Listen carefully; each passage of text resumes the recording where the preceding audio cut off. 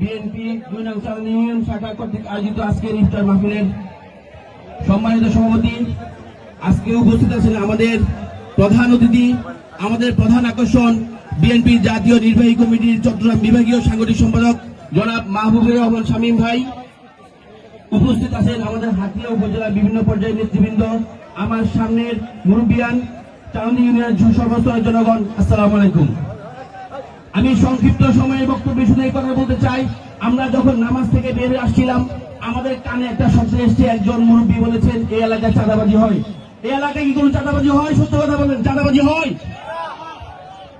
চাঁদাবাজি, আমার নেতা জনাব তারেক রহমান বলেছেন বিএনপির কোন নেতা কর্মী চাঁদাবাজির সাথে জড়িত হতে পারে না, অথবা যে বিএনপি করে সে চাঁদাবাজি করতে পারে না। অতএব আমার এলাকার মুরব্বিয়ান, আপনাদেরকে একটা মেসেজ দিয়ে যেতে চাই, চানন্দি ইউনিয়নে কোনো চাঁদাবাজি হবে না। আমার এই অত্র এলাকার বিএনপি নেতৃবৃন্দ, যুব দলের নেতৃবৃন্দ, ছাত্র দলের নেতৃবৃন্দ, স্বেচ্ছাসেবক দলের নেতৃবৃন্দ অত্যন্ত প্রহরীর মতো কাজ করে এই এলাকাকে সন্ত্রাস এবং চাঁদাবাজ মুক্ত রাখবেন ইনশাআল্লাহ।